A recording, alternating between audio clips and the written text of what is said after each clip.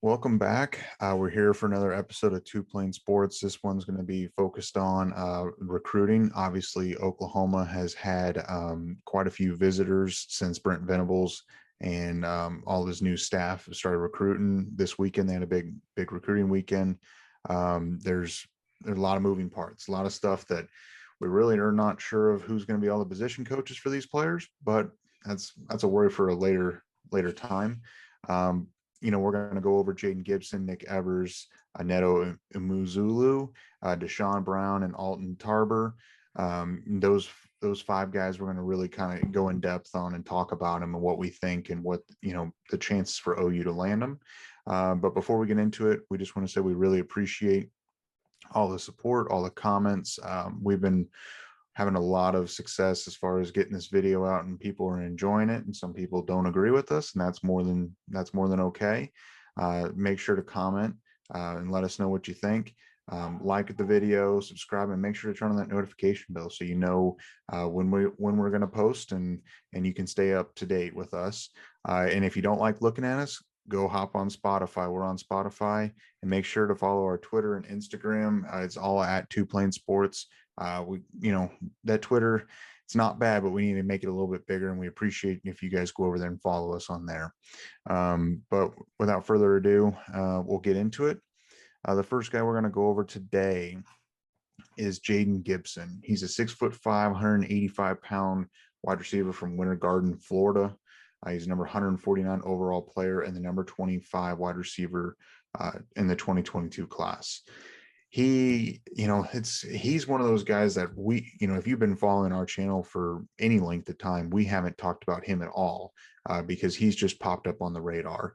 To give a little backstory on him, he committed to the Florida Gators on October 13th and decommitted on December the 8th. The Sooners did offer that same day on the 8th, and he visited this past weekend. So a very fast changing recruitment. And he has announced on Twitter that he does still intend to sign coming up on the 15th. So with him, decommitting and then visiting the Sooners, everything seems to be going towards the Sooners' way. He's long and lanky. I mean, 6'5". There's no one on the roster that's really like him as far as size goes. A great red zone target and can high point the ball. Jose, what do you think? Yeah, you said it perfectly with how you finished it off there. He's an amazing red zone target just because of his size at this point. He's got the skill and he is athletic enough to be very impactful. To be honest, it kind of gives me a little bit of deja vu to a guy that you're familiar with from your high school back in your time, Jeffrey Mead. They were about the same size, 6'5". Jayden is just a little bit heavier. I think you said he comes in at around 185. And if you look back at Jeff's recruiting profile on 247, he weighed in at 170. So Jeff was significantly lighter, but similar. I think coming into OU, they both had very similar pros, and they're really big red zone targets, could be really impactful when it gets to that part of the field. And at this point, that's kind of where I'm slotting him. I think Jayden can be really successful if he develops and is developed into a really good receiver. And he's got the opportunity. We just had at least one receiver, maybe two, leave through the transfer portal. We know Jayden has left to Arkansas. It's still unknown what Theo is going to do. So, Jayden Gibson has the opportunity to become the big wideout to be played within 20-25 yards. There's not much bad to say about him. I think it's just kind of a wait and see scenario, because in high school at 6'5", you're probably never, if really maybe one or two times in your high school career, going to come up to someone that's near your size. So he had a lot of success. Again, in the red zone, he had success in all parts of the field, but when you're that big in high school, it's going to be a lot easier than when you're that big in college. And I don't think in college, she's probably not going to see very many guys his size either, but they're going to be a lot more physical with him, especially at the line of scrimmage. So we'll just have to see how he fills out. Really, it's going to be, can he add enough strength to get past that physicality at the line of scrimmage and do what he can do, once he gets to the end zone or even just 10 yards out, because it's hard to cover a guy that big. He's got almost like a 6'7" wingspan. So, I mean, just put the ball up there and he'll get it. Hope he just needs to be able to get past the physicality. Yeah, he has to be able to put on some weight because I mean, at 6'5", 185, you are just long and lanky. If he can put on another 15, 20 pounds and still maintain his speed, that's going to be probably the ultimate weight for him, around 205, 200 to 205. But you're right. I like that comparison with, Jeffrey Mead. I mean, a guy that is just physically, huge, and he's going against guys that aren't probably quite as athletic or definitely not his size. He's just able to dominate them. And not saying that he's not good, because I mean, obviously he is, but it's going to take it's going to be a little harder when you go play at the the level of that Oklahoma plays at. And hopefully, I know OU's talking about adding in like a live-in chef, or not a live-in chef, but a full-time chef, and they're going to get him on a meal plan. And you got Schmitty coming back. I'd imagine he's going to be able to put on some weight with no issue, and I think that's going to be the key. But other than that, I mean, I'm just excited that OU's getting a wide receiver on campus, and because they need another wide receiver or a wide receiver in this class to help them fill out this roster, especially potentially with Weiss leaving as well. Yeah. And some depth needs to be gotten. A possibility, and this is kind of a long shot, but if they can put enough weight on him and enough muscle, there's maybe he can get moved into an H-back spot, kind of like Braden Willis does right now. Really big, comes through the middle. He'll probably be in more selective packages if he is ever put in an H-back spot. Unless he just puts on and beefs up to like 215, 225, which is a big gap in weight, almost 40 pounds. But if he gets that big and they can, his body develops enough, then it's a possibility. But for now, I would really just expect him to be at wide out, especially if he only gains 10, 15 pounds. Yeah, I could see that happening. It'll be interesting to see, how some kids can put on weight and some kids just can't. It'll be something to be seen, but I know they're going to try all they can to beef them up a bit. Now we'll move on to the next guy, and he was a commit with Florida, basically was going to be his teammate, is Nick Evers. He's 6'3", 188-pound quarterback from Flower Mound, Texas, number 156 overall, and the number 10 quarterback in the 2022 class. So, we talked about, Lincoln Riley recruited, he went after the guys in the 20, the odd years. And then every so often he would try to pick up, maybe not the number one quarterback, but a good quality quarterback in the even years, like Chandler Morris, or, pick up a transfer like Micah Bowens, or, various other quarterbacks. And, Nick Evers, he committed to the Gators on March 9th and decommitted on December the 7th, I believe. And then the Sooners offered on the 8th, and he visited this past weekend. And, a guy that's the number 10 quarterback in a class, doesn't normally become available a week before National Signing Day the way that Nick Evers did. And I believe he decommitted from Florida because the old regime with Dan Mullen, they told him he would be the only quarterback they're going after, that, he's a priority. He's the only one that they want, yada, yada, yada. It seems like the new regime wasn't totally sold on him, and I think started talking or kicking the tires on other quarterbacks, and he just decided that it wasn't a place for him, and decommitted. So from what I've seen, the little tape that I've seen, he's got like a dual threat he's a dual threat quarterback. Last season he threw for nearly 2,400 yards, 19 passing touchdowns, and ran for about 650 yards and 14 touchdowns. So he accounted for 33 touchdowns for his team this past season. Jose, what do you think?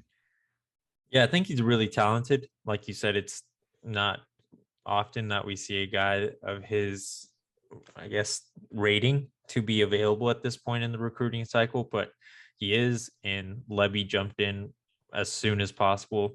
And that's one thing that can be said about this and the recruits we're going to cover in this entire video. These coaches went from visiting to, or I guess them visiting, offering, and then having these guys come into Norman and visiting campus really quick. All happened within a matter of days, 3 or 4 days. Some of them even quicker. But Nick is very much plays like Caleb did in high school. The biggest difference is Caleb's arm talent is just a lot better. If you look at Nick's 247 profile and you watch any of his highlights, he just has a little bit of an inaccuracy, and it's not an issue. That's just an opportunity where he can improve. And it's mainly with deep balls, from what I could see, and especially with the Elite 11 video clips that were on his profile. But he does have really good mechanics overall. I told you whenever I was watching him, his mechanics with his footwork are kind of similar to Aaron Rodgers. And I'm not by any means saying this kid is going to be Aaron Rodgers at any point in his career, because that guy is one of the best quarterbacks to ever play. But mechanics are kind of look similar, at least from waist down, with how he moves his feet. And so that's a good start. And if they can just, Levy can work with him on his accuracy, he'll be really good. One thing that seemed to be another place where he'll need to improve to play really well at the college level is in high school. He seemed to be a one read guy and maybe seldomly went to a second read. And if his first read wasn't there, he was taking off, which is fine. I mean, this offense as of now, with the expectation of Caleb being back next year, is going to look really similar from quarterback to quarterback. That's a difference that we're going to see in this coaching and this regime versus Lincoln and his recruiting methods. Was he was just going after the best quarterback, which is great. I mean, we love to see 5-star players come to Oklahoma, but this coaching staff is looking for fits, no matter the rating. Obviously, the better the rating or the better they evaluate the guy, and as long as it's a fit, they will go after him. But we saw with Lincoln, we had Baker, Kyler, Jaylen, Spencer, and now Caleb, all very different. I mean, the two closest ones were Kyler and Jaylen, in my opinion, with how much they ran, but their arm talent was very far apart in regards to where they were when Lincoln got a hold of them. Now it seems like we're going to be pretty consistently going after dual threat, and every time we go recruit a quarterback, if it's every year, every other year, whatever it may be, that the offense won't be changing. It will just be the personnel in it and maybe the plays that are ran and all that stuff. Because obviously we need, as a new quarterback comes in, the playbook will be reduced a little bit and changed up to account for his skill set. But he's a guy that's definitely going to be impactful at some point. Hopefully he'll get to play a couple of years with OU after Caleb leaves. It seems today Caleb posted something that kind of leads to, for some of us to assume that he is staying. But after Caleb goes to the NFL, Nick can take over for a couple of years, and the 2023 guy, then it's more consistent. We're not ever in the spot where we might be left without one or looking at the transfer portal to bring someone in. So it'll be always having a guy ready to fill in and knowledgeable of the playbook. So this is a good step forward. Yeah, and they have to get someone. This is not being disrespectful to Caleb Williams or anything. I mean, this is just something that at the end of the day, he could still stay and then go start game one and get hurt and be done for the season. He can't be down to, I'm not saying that Micah Bowens or Ralph Rucker isn't good or they aren't good, but they're just, maybe their ceilings aren't quite as high, and maybe I'm wrong. I don't know. But obviously the staff agrees that they need to go get another scholarship quarterback. Something I like about Nick Evers, he's a little bit bigger. He's 6'3". We've had a bunch of quarterbacks that are more closer to 5'10" to 6 foot, somewhere in there. So a little bit bigger, but like you said, it's more of a fit type of guy. Maybe it's kind of a perfect storm. Beggars can't be choosers right now. And it just so happens that Evers is a dual threat quarterback, and he decommitted from Florida a week before National Signing Day.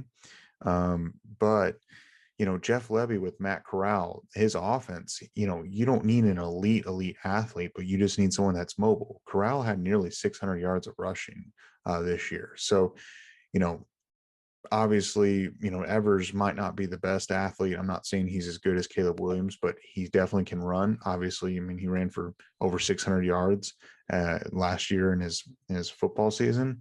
So it's definitely seems to be a great fit, great size. Might need to put on a little weight just in maintain his speed still, and fix his accuracy a little bit. And he could very well be a starter after Caleb Williams either leaves, after this bowl game, or it could be in the next two years or so. And Evers could step right in. It just depends on what Caleb Williams is going to do. But I'd like to think Williams is going to stay after that Instagram picture. But I don't know. It's tough to tell. So do you have anything to add before we move on? Nope. Okay. All right, so we'll move on to another guy that we have not talked about on this podcast, and I will probably butcher his name. Is Neto Umzulu? I believe that's how you say it. He's 6'4", 285 pounds. He's an interior offensive lineman from Allen, Texas. Number 143 overall player and the number 7 interior offensive lineman in the 2022 class. So OU offered him a long time ago, but he hasn't visited in a while, or I don't even think he's even visited Oklahoma before. But he visited OU this past weekend, and it might be because now that Bill Bedenbaugh is staying, he knows who's going to be his position coach, which definitely has to help him. With him getting on campus, before early National Signing Day, I'm not sure. I don't think he's made it clear if he's signing early or not. It's tough to tell, but something that is interesting and why he might be getting some more looks than he has been in recent memory because of some few things that have happened. If you guys remember a guy by the name of Demetrius Hunter, or Pancake, or however you remember him, he was a highly ranked interior offensive lineman. And whenever Lincoln Riley decided to leave to go to USC, he decommitted almost immediately. And it seemed like that OU has kind of moved on from him, or maybe it was a mutual decision. I'm not sure, but it seems like Hunter is looking elsewhere and is not going to end up being a Sooner. So maybe with him, kind of being out of the picture, maybe OU's been pursuing Neto a little bit more. But I mean, a guy that's in high school right now, 6'4", 285 pounds, that's pretty solid. What do you think? Yeah, he's a very, very big body. He's a mauler. If you watch his tape, he just kind of pushes people over. He's just bigger than most that he's facing right now. And if you've watched us for a while now, and you saw some of our videos from last offseason when we were covering our new class then in our Who Dat series, every time we talked about an offensive lineman, or in any recruiting video when we talk about offensive linemen, my biggest point of emphasis with them is that in high school they did great, and there's a reason that they're ranked as highly as they are, because they are good at what they did at the high school level. But one thing that we have to take a step back is they're most of the time they're just really big humans that are taking advantage of that size, which they should. They were given this God-given ability, take advantage of it. Now, when you're transferring that over to the college level, you're not going to always be the biggest or the strongest, and that's going to be something that every offensive lineman, or most offensive linemen, have to work on, is their strength and their hand technique. And Bill's one of the best at making sure that he can develop them. If he does decide to go to OU, then I think he'll be in good hands with Coach B. It'll just be, again, adding enough strength to him. I don't think that he needs to lose or gain any amount of weight. He just has to add probably a little bit more muscle on to keep up with the talent that he would be facing now in the Big 12 and in the future with the SEC, depending on when that move happens and where he fits in. If you watch his high school tape, they played him at tackle, but I know he's designated as an interior lineman, and he's got the athleticism to move around from side to side if they ever have him swing on any run blocking. But the dude he's a good player. It'll just be how much strength needs to be added onto his body. Yeah, I mean, it's a size or a guy that's 6'4" that is projecting to be an interior offensive lineman. A lot of them are closer 6'1", 6'2". 6'4" is a great frame to build on. And granted, he's only probably 17 years old, 16, 17 years old. He could still grow an inch or two. But this is someone that I think it's interesting that the Sooners, have been really, hot and heavy on him, pursuing him a lot. As of recent with the new regime in, and I would imagine they're going to keep pressing him and pressing him. I know he's visited a few other schools. He keeps things close to his chest. It's tough to get a read on him, but it seemed like that the visit went well, and as best as you can hope for. And he knows who his offensive coordinator and who his position coach will be, and so that has to be a level of comfort for him, and knows what he knows what he's going to get at Oklahoma. And but yeah, a guy that's 6'4" I think would project well to be playing at the SEC level in the next few years if he does indeed decide to become a Sooner. But we need those guys that can play that interior offensive line, because there's some great defensive linemen that they're going to go after or go against here pretty soon. So, do you have anything to add on to him before we move on? All right. So the next one will be Desean Brown, which Desean Brown, this is someone that has been, in the recruiting cycle in the Oklahoma area for a long time. 6'3", 230-pound edge from Choctaw, Oklahoma. So I honestly think his ranking, which is number 140, number 430 overall, and number 31 overall as an edge player, he's a 3-star. I think he's severely underranked. He's extremely athletic, and I know he's playing at the playing for Choctaw and playing against guys at that same level. And I know he's, we talked about that. A guy that's physically imposing and just really dominant can really shine at the high school level, no matter, if you're at 6A or 3A. But he seems to be extremely talented, and, he's wanting to be a Sooner. It seems like he's been putting off his recruitment and holding out and holding out and holding out. And finally, Oklahoma decided to offer him this weekend. And he visited the Sooners this weekend as well. And Oklahoma State has been recruiting him extremely hard, especially whenever Knowles was still there. But Knowles has since left for Ohio State. I'm not sure if he was going to try to get, Brown to go to Ohio State with him. Ohio State's got quite a few defensive linemen already committed, so I don't know if he would have really seen a path to starting for the Buckeyes. So I don't really, see them posing as a threat. And it seems like that Oklahoma State might be fading in this recruitment because he's been waiting on him, maybe not talking to him as much, and it seems to be, going in the Sooners' favor. What do you think? Yeah, he's definitely a popular recruit amongst the Oklahoma fan base. With people that live in the state of Oklahoma, he seems to be a really good guy. Like you mentioned, the Sooners were kind of the school he was hoping for, maybe his dream school, some could say, and he's got the offer almost immediately. Like you said, went to Norman, visited, and as soon as he got the offer, you started seeing crystal balls from scouts coming in. It was as 100% confident that he was going to be a Sooner. So it seems like you said, he was waiting for this offer to come. It's finally come. He will likely be a Sooner whenever he signs, if it's on the 15th or in February when the second national signing day is. But he kind of reminds me, and again, looking back at guys from Oklahoma, Isaiah Thomas. He, again, very similar stature coming out of high school, almost identical weight. Both were, some would say, maybe underrated because of the level of competition they were playing against. But the dude is really good at playing football. There's nothing else to say about him than that. And the one thing he does have an opportunity in improving is his explosion right off the line. If you look at Isaiah Thomas high school tape, he was blowing up the offensive lineman in front of him, and didn't even seem like a competition. And regards to Desean, he does it on and off.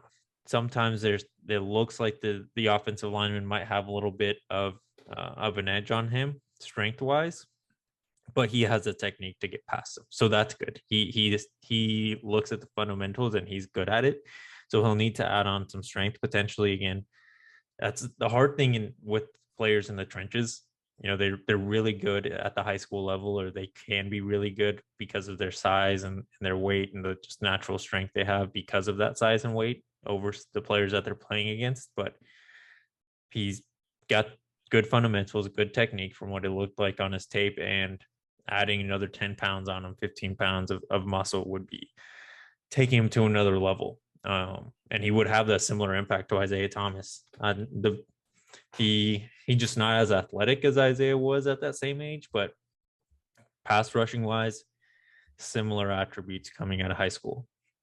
Yeah, and I like that comparison as well. And sometimes Oklahoma's high school football, if you're not playing 6A, doesn't get the respect a lot. And granted, he is a 3-star recruit, but he's not lacking great offers from other schools. I mean, if you looked at what his offers are, I mean, he's gotten offers from Oregon, Missouri, Nebraska, Michigan, Arizona State, Baylor, Iowa State. So he's not bad. I mean, if you've got teams from all over the country that are playing at the FBS level, Power Fives that are offering him, he must be good. What I find interesting is why didn't the last regime offer him? He's in your own backyard, and I think it's pretty obvious. I'm sure they've talked to him previously that he wanted to be a Sooner.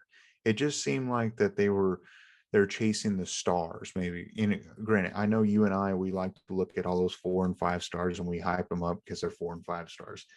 But some of the best guys are 3 stars, are not even ranked. I mean, you think in recent memory, Kenneth Murray, Creed Humphrey, and there's a ton of players that were either ranked, unranked, or 3 stars that ended up having great careers and moved on to be, in the NFL. I just find it interesting that it took a new regime to offer this kid, because if Lincoln Riley wouldn't have left, they wouldn't have ever offered him, and they would have went all in on someone maybe like a Marvin Jones. And I'm not saying that the Sooners are out on Marvin Jones, because I'm sure they're still recruiting him, but it's a highly contested recruiting battle. And then, there's a good chance that the Sooners might have lost out on Marvin Jones, and then they would have not offered Desean Brown. They would be sitting here with their, hands empty.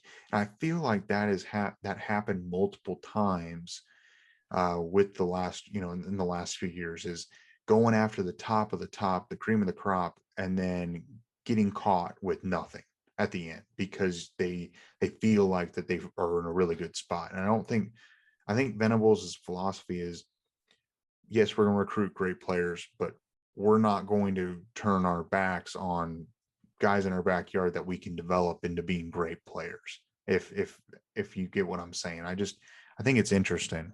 Yeah. I don't know. I think it's tough I don't want to say that the last regime was lazy. I think you said it right when they were just going after the best in regard to how they were rated, because they were taking the word of third-party scouts from these recruiting sites more seriously than what they saw on tape. Maybe they felt, maybe they saw it, they missed something, or, that their lives are busy as coaches. Every coach's life is busy. It's just a different approach. And we mentioned it a couple of times, even when, Lincoln was the coach, the way he recruits is very much boom or bust. The good thing was at Oklahoma, it seemed to be starting to get really, really successful because he is super loyal to the recruits he's recruiting. If, for example, the quarterback position, he only goes after one quarterback. He won't be talking to 2. He won't be entertaining two different quarterbacks. He goes after one. If that one doesn't work, then he's got a backup plan. In this case, this regime is looking more of spreading a wider net and trying to get these kids and selling these kids, at least in 22 for right now, moving them really quickly through this recruiting process, really selling them on the brand of Oklahoma, maybe showing them the success they could have with guys that Venables has coached and Roof is coached, now Hall is coached. But now we're going to see a very different recruiting philosophy. Like you mentioned, it seems like his focus is not solely on a rating system, but on the kid. How good is he, not just football wise, but and personality wise? How does he fit the kind of characteristics I want in players? And are they willing to work hard?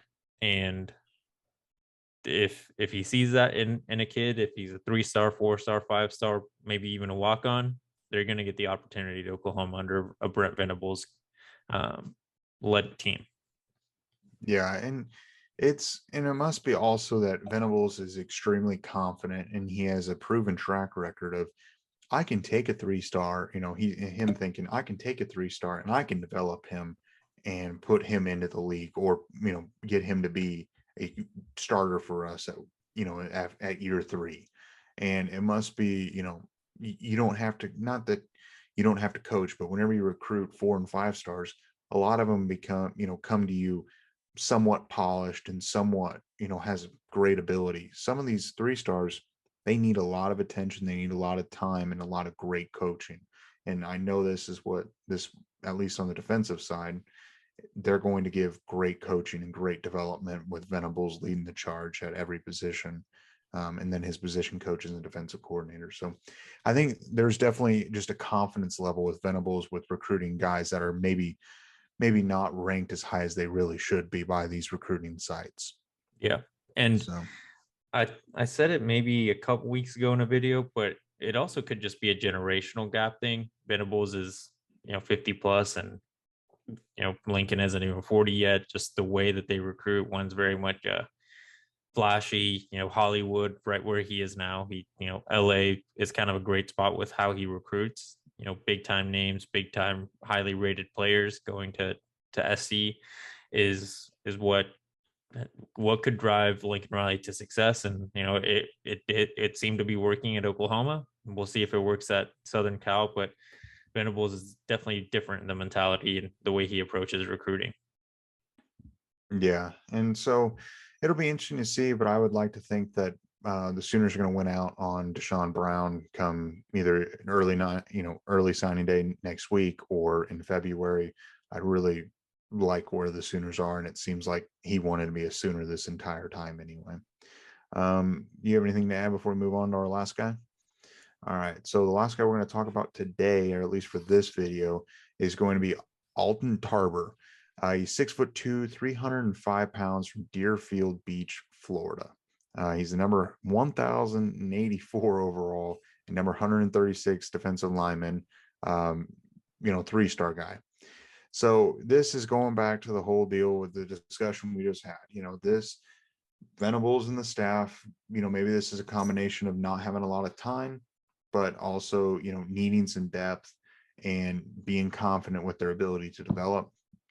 Chavis, that's at least how I'm going to pronounce it. I might be pronouncing it wrong. Chavis visited Tarber at his house on December 9th, and the Sooners offered him on that day, and they offered him, and then he visited this past weekend. And as of tonight, so we're recording it this Sunday night, he decommitted from Georgia Tech.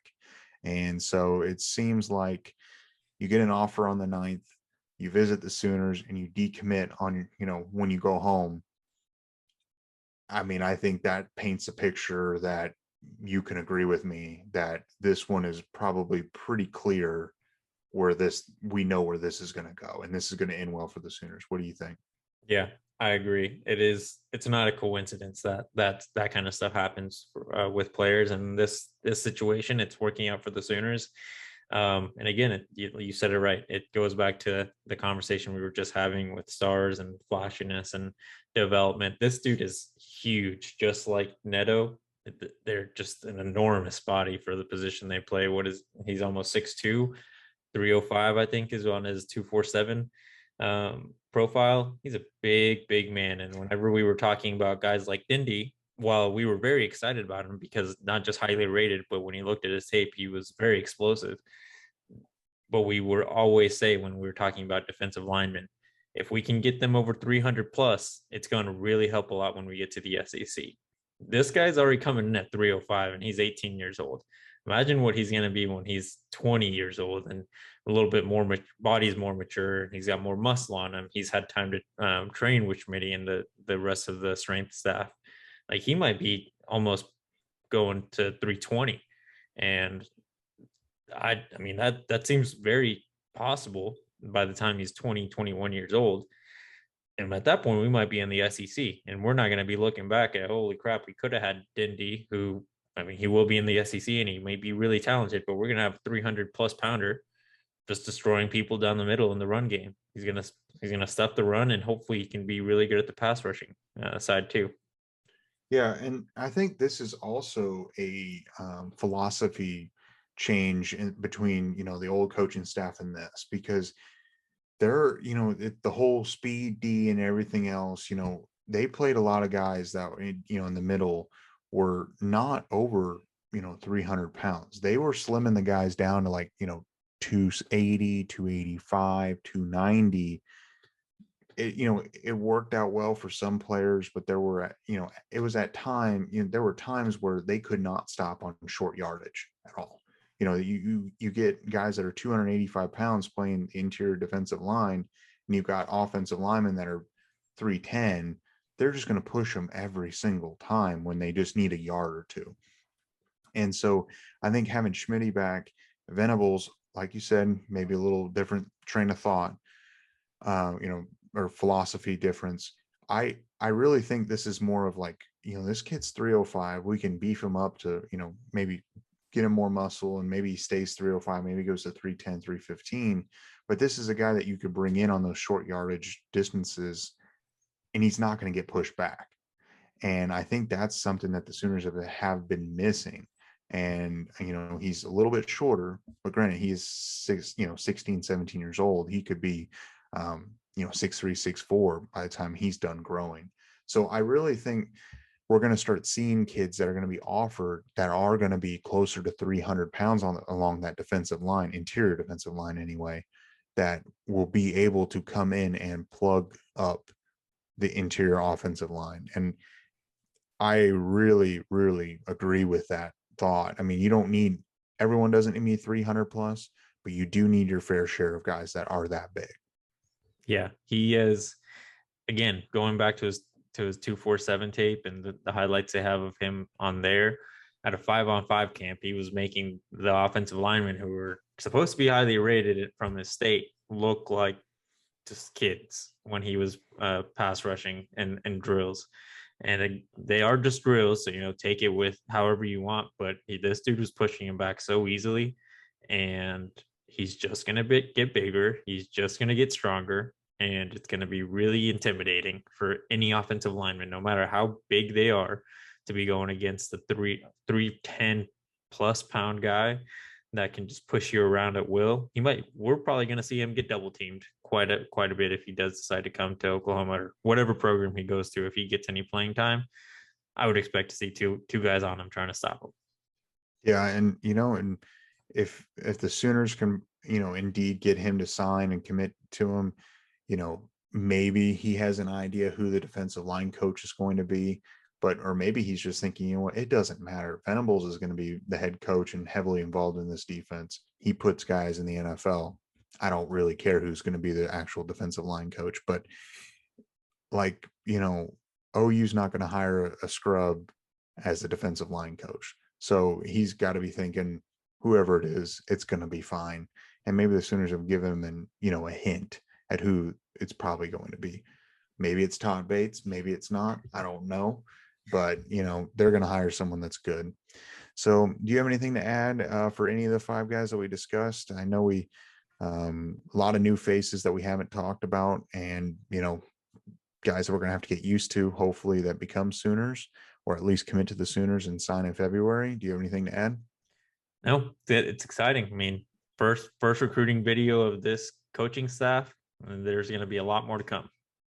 Yeah, I mean, you look at it, you've got 3 4 stars and 2 3 stars, and A little bit different style of recruiting. You can tell long, lanky receiver, bigger defensive line, maybe a lower rated defensive end recruit. And it just, it just seems like it's just a little different and something that maybe a trend will keep a close eye on. So if you made it this far, we really appreciate it. And it's probably hard to listen to us sometimes, and you don't agree with us all the time, but we do really appreciate it. Make sure to comment below and let us know what you think on any of these five guys. If you agree with us, disagree with us, let us know. If you hadn't already, hit that like button and subscribe to us, please. It really helps us out. And turn on that notification bell so you know when we are when we post.